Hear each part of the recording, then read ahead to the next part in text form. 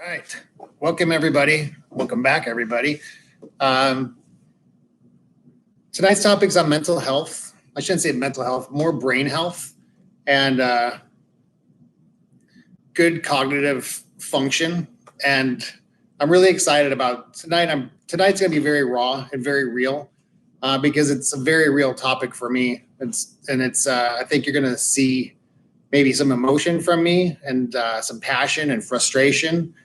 And we're really going to hit it hard and get to the roots of the cause and also how you can help yourself if you're suffering with any like brain fog, or you just want to have good brain health, or if you have had brain injury in the past. This is going to be a very down and dirty, raw conversation for 30 to 40 minutes about how you can help yourself. And my expectation is that you guys will have some tools to take with you at the end of this to help you to make a change in your life so you can be better. And that's what tonight is all about. So hopefully you saw our last webinar, which was on chronic pain and inflammation. If you haven't, I think there's some really good nutritional points and supplement points in there, as well as some dietary and lifestyle hacks that you can use. And then Sam last week did a great conversation on basically 4 or 5 life hacks to improve your general health. So expect a webinar once a week from either myself, Sam, or Pat, as well as Jessica, and hopefully Chris here in the near future. So moving on, we're on a journey, and there is some good science coming out now, and we are able to understand the brain function, brain chemistry, brain health, how to heal it, or at least heal it better than we have in the past, and understand trauma to the brain significantly better now, so we can be educated and move forward as far as a better quality of life as a result. I do want to get into a bit of some resources and books for you. I want to start off with this because I'll forget at the end, which is not good for a brain health webinar. But Chris is here in the back, so I may be looking over the computer screen over to some notes and some prompts from Chris. So thank you for being here, Chris. And the first book, I actually just finished reading this last night. It's called Game Change. It's about Steve Montador, who is a former NHL player, and by former I mean he is dead, and he is dead as a result of chronic traumatic encephalopathy. And so I'll say that again, and there wasn't a stumbling of the words. It's a big thing that we're going to talk about today. But CTE, chronic traumatic encephalopathy, is something that Steve Montador died of as a result of chronic head injuries in the NHL, as well as the junior leagues he was in. And that book, if you like hockey, another book, Mitochondria and the Future of Medicine, is more of a cerebral read. So if you're not into the big words and the research, I get it, but that's a very good and understandable book. So Mitochondria and the Future of Medicine is also good for general health and brain function. Headstrong is another good book by Dave Osprey, and he's the Bulletproof guy. Another really good book if you're trying to understand how to help yourself and improve your brain function. And then one I haven't read yet, but I plan, that's my next read. It's called Lifespan, Why We Age. And that one's going to be a good one. However, I haven't read it, so I can't talk about it. But those are the 4 recommendations that I would suggest that you guys consider if you're looking to learn more about how to decrease the aging process and improving your mental health. So why am I an expert on brain health? Number one, I am not, but I know enough about it to be able to educate the general public. I'm an expert because I've suffered through numerous head injuries. And what's funny is that in preparing for this webinar, I remembered one that I've completely forgot about. And it probably triggered it for me reading Steve Montador's book, or the book about. I was a running back, and I remember running the ball, and all of a sudden, it was just black. And then I was just standing there. And I came to, and I was still standing, but everybody was not around me. But the whistle blew and everything, and I was just kind of standing there, but nobody knew I was kind of knocked out standing up. That's my first head trauma at 8 years of age. Second head trauma was I was running after a bus. I'm not going to get into all of them because this is not about me. But I will say that there's been 6 knockouts where I was completely out. Knocked out. Couldn't get up. Didn't remember being knocked out. Countless blackouts. Well in the hundreds of blackouts. Chris, do you mind turn the page here as I forget what I want to say? That sounds horrible. The next thing, and I don't mean to laugh about it, but this is a truth behind head trauma, and we're going to talk about this a little bit later. I had a very significant injury. I got hit in the head with a chairlift. As a chairlift was coming around, it gets momentum. I was in the wrong position, and this chairlift bar hit me right in the side of the head. Knocked me out so hard, I actually passed out holding on to the chairlift as it was dragging me up the mountain. If I have a couple friends watching this, they're probably laughing right now because I had 2 close friends with me that might be watching. So all those put together on top of the countless little blackouts that people don't consider back in the day in the 90s, or the 90s of like blackouts were normal. Let me assure you, they're not normal. And it's to this day, if I get tapped in the head a little bit, and I have to be very protective and making sure that I don't hurt myself for the future. Now, symptoms of head trauma, and this is what's really important, so you can be very aware of not just yourself, but the people around you. If you're a provider listening to this, you can be sympathetic and understanding of what they're going through and help them through it. But there are some very easy telltale signs of head trauma. One being forgetfulness, poor memory. Irritability is another one. Aggressive behavior, anxiety, sleepless nights, depression. There's a couple more. I'm going to flip that. Impulsive behavior is another one. I always forget that, but there are people with head trauma that will make the most irrational, impulsive decisions.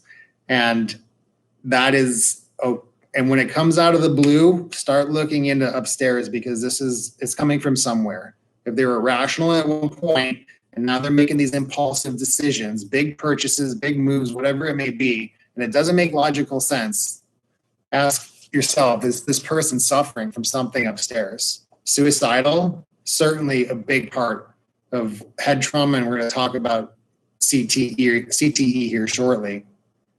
But pay attention to the erratic behavior, the anger that comes from somebody. Things that when at one point you think would upset somebody, but they're just like, whatever. And then the smallest little thing drives them crazy, and they go off the cuff and they start having a little mini breakdown. That's irrational, and something's not right upstairs. Pay attention to that. It's our job is to help the people out there that have these head traumas and refer to them the right place. So what is CTE? CTE, to be honest with you, we're still researching it. So CTE is something that you don't know you have until you die, and you get an autopsy shows you that these proteins in your brain bind and like glue around the matter in your brain where these signals can't go where they need to go. Your brain ultimately just doesn't function well. It functions in spurts and fragments compared to a natural flowing pathway of communication. And that is from chronic, repetitive. A football player may have smashed their brain against their skull well over 70,000 times in their career. They have no chance. And I say this wholeheartedly, if you are planning on letting your son or a child play contact sports, think about the consequences. I played football, rugby, and hockey. I would never let anybody I cared about play these contact sports because there's no way to prevent this head trauma. So think about the risk versus reward and give consideration to what's really happening to the brain long-term and what's going to happen to that your child or whoever's quality of life it is when they turn 40 plus years old. We all know about the number of suicides that happen as a result of CTE. It's been all over the news. The NHL and the NFL are doing a lot to prevent concussions. They're making efforts in a way that makes them look good, and they're doing a better job. But again, it's a business, and they have to make money, and the players make money for them. So Chronic traumatic encephalopathy is something that's so real. And unfortunately, you can only diagnose it right now based on symptoms. So be very conscious of the symptoms. The big three, if you're going to fix yourself, are very easy. We're going to go into a bit more detail, but let's start with the big three. Number one, sleep. If you can sleep solid, you don't have to sleep long, but you have to sleep well. And if you can sleep 4 to 6 hours of really good REM sleep, you're going to fix your brain. Reason being, one of the main reasons is that your mitochondria, which for the rest of this presentation, we're not using that word anymore. We're going to call them rhinos, because for one, I don't want to say the word. Two, it's basically this powerhouse structure in the cell producing this energy. And so a rhino is just super powerful. So we're going to call them rhinos from here on out. But your rhinos at nighttime, they don't shut down like the rest of your brain. Your rhinos upstairs, they got to clean out the brain while you're sleeping, flush all that crap out and get you ready for the next day. So at night, your brain is still working. It needs energy. The rhinos do that work. And so you have to sleep well. And if you don't sleep well, they can't do that work. And you're doing your brain a huge disservice if you don't allow your brain to recover at night. So with sleep, there's a lot of things you can do at night to make sure you sleep better. Most importantly, get off your phone. Secondarily, don't watch TV. All those LEDs and that flashing light is meant to keep you awake. It's stimulating your brain. It's poison. It's junk light. You got to get rid of it. So put the phone down, turn the TV off, read. Believe it or not, candlelight's what you're supposed to be around at night. But at the very least, around 8 o'clock or 9 o'clock, the latest, dim your lights and start to get in more of a natural environment where your body can actually shut down and sleep. The number one factor for people that have poor sleep quality, and I hope my wife is watching, is being on her phone at night with the TV on. So starting tonight, there'll be no more phones and there will be no more TVs. Secondarily, blackout curtains. Ideally, if you can not have any light shine through even a little crack in the window, you will sleep so much better. Even a little light coming through the door, get rid of it. Blackout curtains are the way that you can sleep peacefully and restfully as long as you possibly can, and hopefully without alarm, so you can get the sleep that you need. This is a big one, LED lights in your room, those small little lights on whatever it is, the receiver, anything, the TV, the charger on the floor that's plugged in by your bed, get rid of it. Not get rid of it, but put a piece of black electrical tape over it to minimize that exposure of that blue light in your face when you're trying to sleep. These things keep you up. The blue lights are meant for you to be alert, stay awake. And you have that thing sitting right next to your bed, beaming right into the side of your eyeball. That's not helping you fall asleep. Put your phones away, put them on airplane mode. We want to get the EMF, the electromagnetic frequency, as far away from you when you're sleeping. So get the phones on airplane mode. If better yet, leave them out in the kitchen or something. And then some people discuss actually turning off your Wi-Fi as well, so that router is not just putting everything throughout your home the whole time that you're trying to sleep. That's a stretch for me, but if you are really going to take the router thing's a stretch for me, but if you're going to take this stuff seriously, just do it all. That's my biggest sleep recommendations for you. There's quite a bit more, but I think for now, because we have more to go over, we're going to stick with those. All right, so sleep is the number one thing that you can do to help your brain function better. Number two is diet. Diet.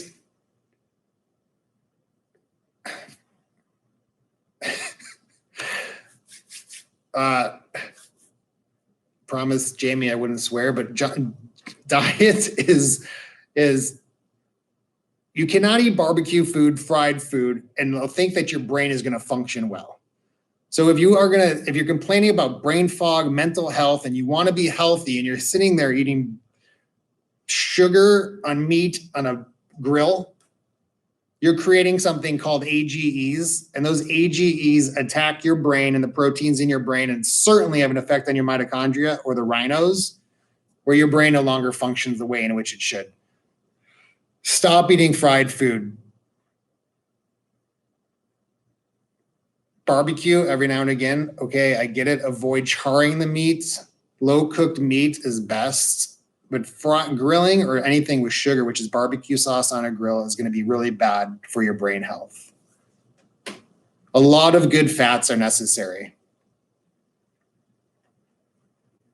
50% good fats in your diet are going to help your brain function and with the energy and the nutrients it needs to do its job. Your brain is mostly made up of fat. Your neurons are covered in a thin layer of fat called myelin. And if we don't give our brain fat, it's like it's waiting for what it needs to do its job. So let's not be on all these low fat, no fat diet stuff. I don't even know what to say. Diet restrictions that are restricting your brain's ability to do what it needs to do. Load it up with good fats. 50% good fats. Good pastured meats, pastured meaning they're grass-fed, so they're not sitting in a cage somewhere or just feeding on corn. I preach this a lot. Corn, get rid of corn in your diet. Corn is GMO, which means genetically modified. It's got a ton of herbicides and pesticides. Let's not even get into the Roundup discussion on this one. We'll have that later from another webinar. But if they're going to feed that to cows and chickens, it's meant to fatten them up. It's the only purpose. And then we eat those cows and chickens, and then we get fat ourselves.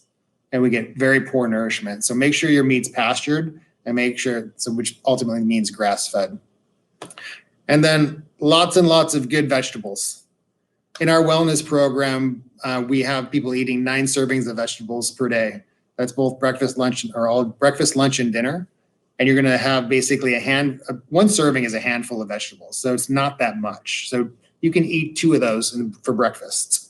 So 9 servings of vegetable a day done every day for the rest of your life. It's going to be amazing, not just for your brain, but for your liver detox and whole body, better cellular function. So diets, I want to make sure that you guys are eating good meats, pastured meats, and 50% of your diet is good fats. Some may ask what are good fats, and we'll get into that. But we certainly need to have our omega-3s, our EPA, DHA in our brain, because that's what it lives off of. And you can supplement with that. Make sure you find a very good product for that supplement. Flaxseed's another one. We'll talk about food and supplements here in a second, but avocados as well. And again, to summarize, if you want to destroy your brain, eat fried food. Next one is exercise. Exercise for me is high intensity interval training, which means you're not on a treadmill for an hour reading a magazine with your headphones in. It means you're pushing yourself hard for 45 seconds, and then you're taking a minute break to rest while you're breathing so heavy that minute feels like it was 30 seconds. And then you're back on it, whatever you're doing, for another 45 seconds. And you do that for intervals, for 7 to 10 repetitions at 45-second bursts. So let's just say you're doing 1-minute bursts 7 times. That's 7 minutes of exercise with a minute break in between. That's 15 minutes of time spent in the gym. If you do this, you're going to need another 15 minutes to rest and sit down because you're going to be exhausted. So with rest time, you could be out of the gym in under 25 minutes and get amazing results compared to what a lot of people are doing right now, which is simply doing something that they do every single day due to routine and habit. So I challenge you, when you go to the gym, and if you're not going to the gym, start going to the gym or work out outside and push yourself at high intensity interval training, which means quick bursts from 30 to 45 seconds at as fast as a rate as you can go, with a rest time of a minute, and repeat. And that's your workout. You should be doing that 3 or 4 days a week, along with other stuff, but the high intensity interval training is the most important thing you can do for your brain health. Second is not so much exercise, but it is brain exercise. And I've been doing this for the last year and a half.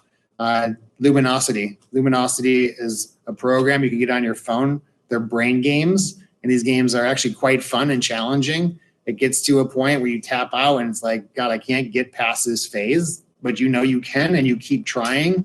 And your brain, you can really feel your brain working hard to get past certain levels. So if you're looking for more of a passive approach or something you can do on your phone that's productive, Luminosity, and I think it's pretty reasonable. I think it's like $50 a year. And they may even have like a free program or something, but it's worth looking into. It becomes addicting, but a good addiction. And I want you guys to at least look into that to see if it's beneficial for you. All right, we're going to the next page.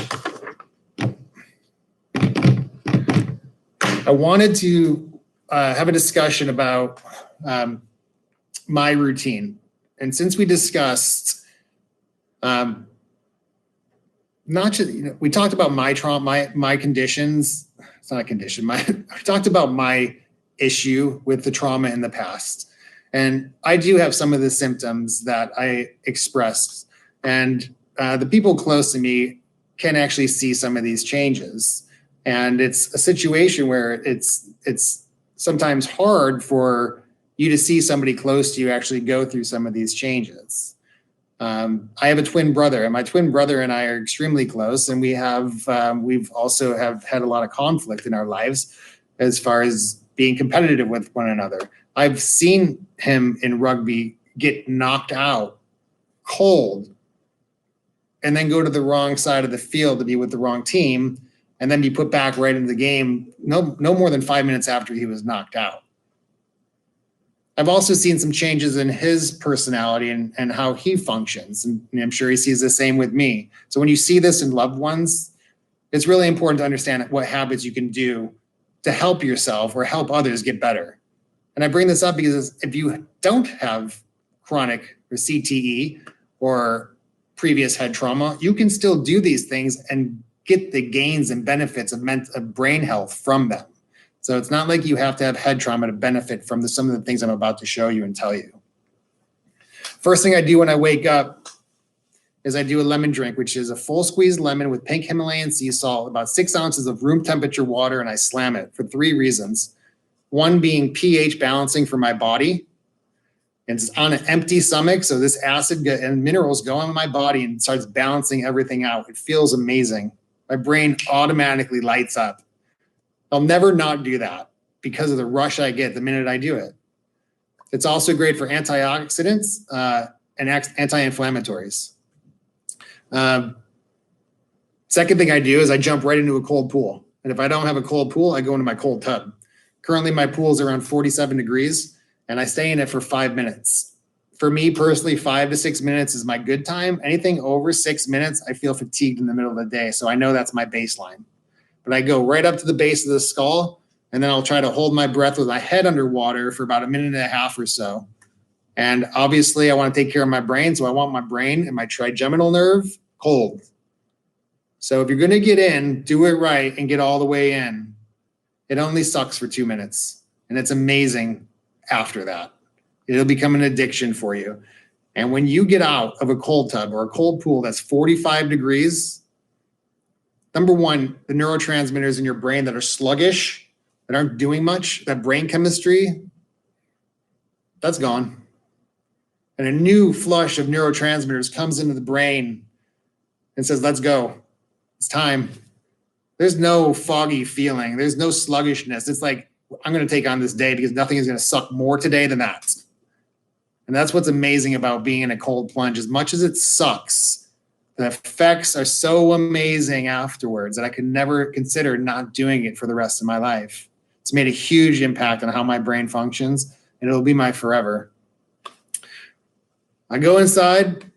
I don't heat up. I stay cold. I want to shiver. I want to get that response. I take a tablespoon of, I use brain octane oil from Bulletproof. You can use a good coconut oil. I'd rather spend the extra money and get something that's been scientifically researched and processed. So for me, I use brain octane oil. The Bulletproof system, I think, is highly researched. I think if you're going to follow a system for good fats in your body, for good whole body health, as well as brain function, just follow Bulletproof. I think it's bulletproof. I've seen a lot of other systems and I really like the products. It's expensive, but it deserves to be expensive. They put a lot of research into their product. So if you want to cheat and you want to have something easy, just simply go to the Bulletproof website, take a look at what they have to offer. It's quite remarkable, the technology and what the efforts they put into making their product amazing. All right, so what I'll do after I shower is, what is it? Actually, that's the right one. The foods I eat are high in omega-3s. So an avocado, if I don't want to eat a lot because I want to stay in a fasting state, and if you are intermittent fasting, I'll have the brain octane oil is not going to spike your insulin, so you're going to stay in a fasting state. An avocado is not going to spike your insulin, so that's going to keep you in a fasting state. Anything that's like a good fat is going to keep you in a state where your body is not going to have to use sugar for energy. And that's going to help you use fat for energy. And that's a good, clean source of fuel for us. And we must really try to tap into our fat stores instead of relying on glucose and sugar to create this energy for ourselves. So that's what I do until about noon. Now, remember, everybody out there, this is one thing people talk about fruit. Some people, can I have a banana in the morning, or can I have whatever it is in the morning? It's certainly not orange juice, but fruit has fructose. Once you have fructose go in your stomach, your pancreas will secrete insulin to store that sugar, and it shuts down your HGH, which means you stop metabolizing fat and you stop repairing tissue and you stop the anti-aging process. Okay, so try to eliminate any sugar going into your body before noon. So that's a bit of intermittent fasting right there. Now, obviously, no fried food, no barbecue. Krill oil is really good. It's a really good form of omega-3. And so that's something that you can try if you haven't and you're simply taking an omega-3 supplement. I talked about the cold water. I talked about high intensity interval training. That's really all I do is high intensity interval training. The one thing that I haven't discussed is full spectrum infrared sauna. And why I think a full spectrum infrared sauna is really important is, number one, we don't get enough full spectrum light into our body. We get a lot of blue light. For example, I'm staring right at this computer screen, and as weird as it is, I'm staring at myself speaking, but that's blue light. When you look at your phone, that's blue light going right in your eyeballs. We get very little red light, and we need a full spectrum infrared sauna to get that light into our rhinos so our rhinos can do the job, because we need light, oxygen, and food, nutrients, to get those mitochondria or rhinos all riled up to do the job that they need to do, which is produce energy, so we as a human being can function.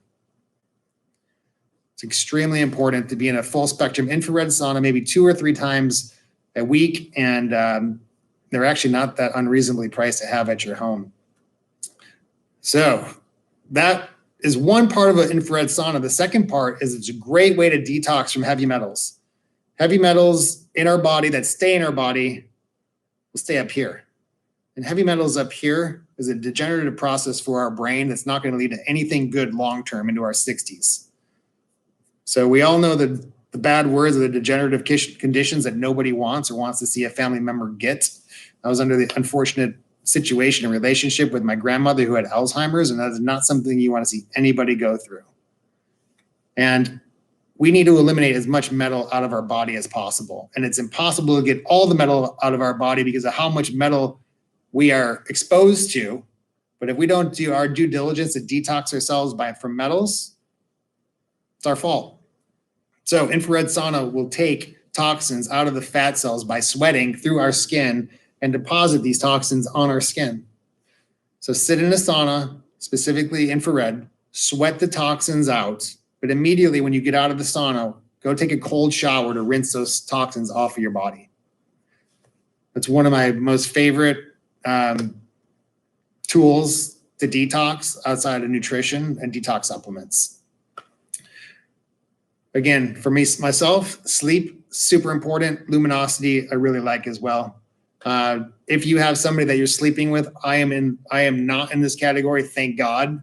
Unfortunately, my wife, I think, is, and I feel bad about that at times. But if you're in a situation where you're trying to get good sleep and your partner is snoring and they're keeping you awake or moving around all night, that is not fair for you. It's compromising your body's ability to heal and your brain's ability to nourish itself and clean itself based on somebody else's sleep patterns. I would suggest kicking them out of the room so you can get good quality of sleep, because your relationship of lying next to somebody while you don't even know it exists because you're sleeping, or should be, is not fair for you to lose the health benefits of good quality sleep. So I would suggest fixing that whatever way possible to make sure your partner isn't disrupting your sleep. Our next up is supplements. So that will be the supplements are, this is a catch-22 for me, because supplements, you can't guarantee they work. So, when you ingest something, you have stomach acids, and ideally most of the time the product is good enough and should be good enough to have a benefit, and it's been researched enough to have a benefit.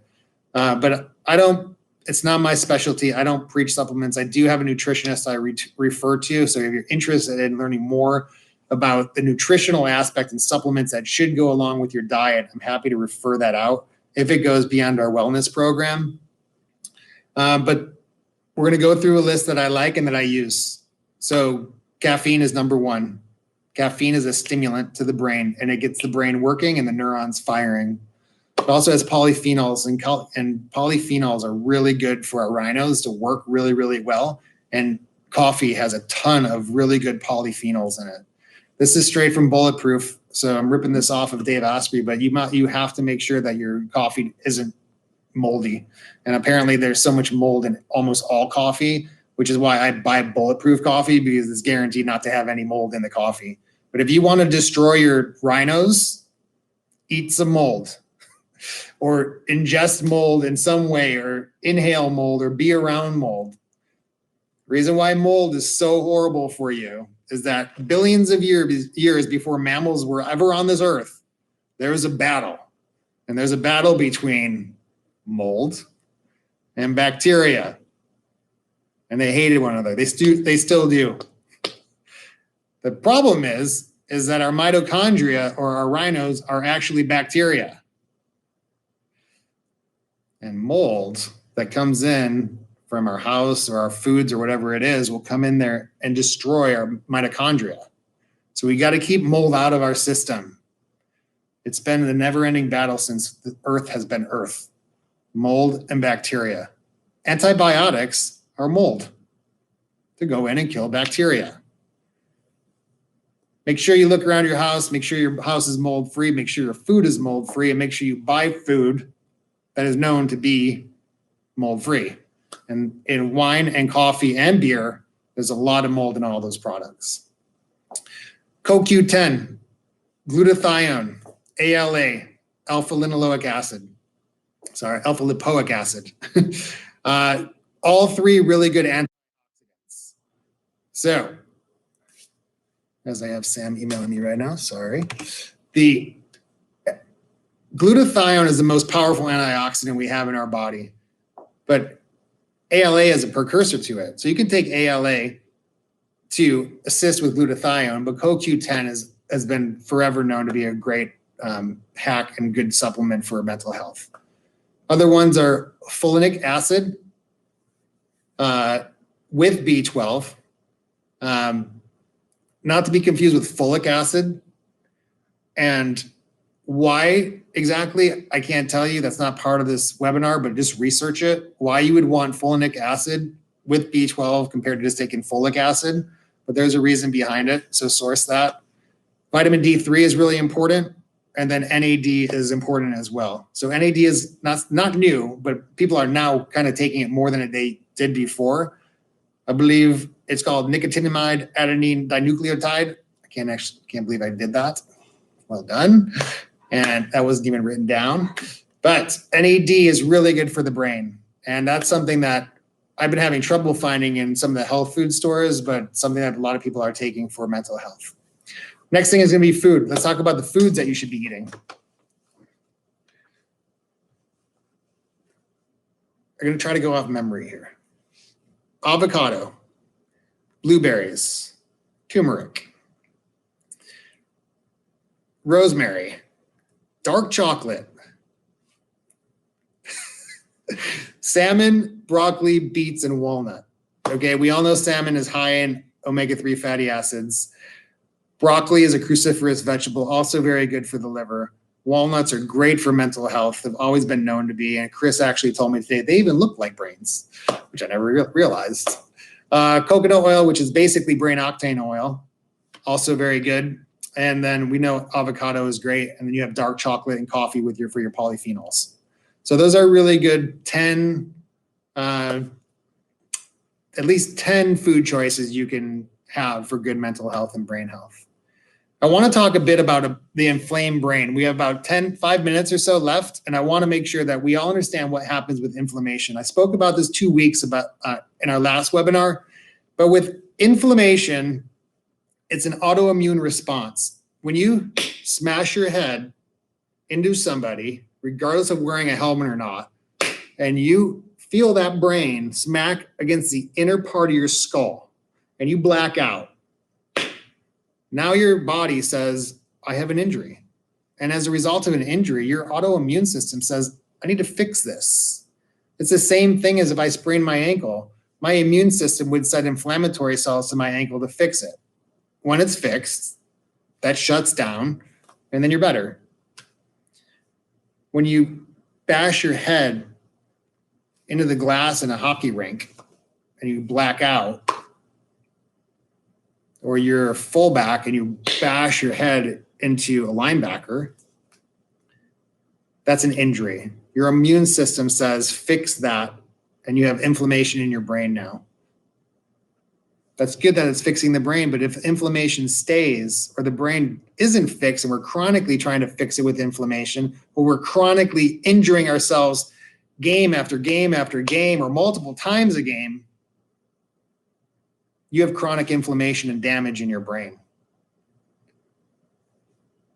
That is a degenerative process.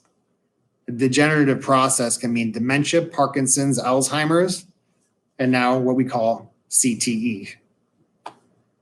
None of them are good, and we must protect our brain. We must understand the inflammatory process and how we can clean our brains out of this inflammation through diet, nutrition, exercise, sleep, and some other hacks that you can learn by simply sourcing Healthy Brain. It really hits home for me. It's a frustration that I have. There's so much that could be more that could be done. Coaches can be educated. Parents should understand what they're potentially doing to their child when they allow them to play a certain sport. And then if they are going to allow them to play a sport, make sure they understand the signs and symptoms of somebody that has head trauma or concussion so they can properly take care of that inflamed brain so it can de-inflame and heal.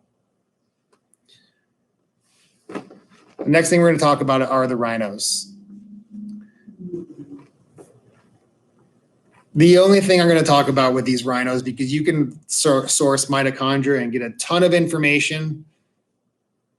Just know that without mitochondria, we don't exist. Nothing exists. No mammal on Earth exists. So would it make sense for us to take care of the one bacteria that came together with another bacteria to create life, where we have thousands, hundreds of thousands, millions of mitochondria in our body, about 100 in each cell, some 100,000 in each cell. In our ovary, in the woman's ovaries, there's 100,000 mitochondria in each cell.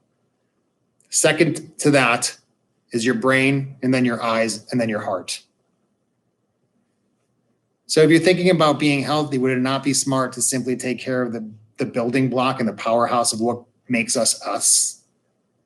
So you must take care of your mitochondria, learn how to help yourself, learn what a mitochondria is, learn what these rhinos do for us, and what the nutritional supplements or nutritional hacks or daily lifestyle changes you can do to enhance their life and enhance their ability to support us.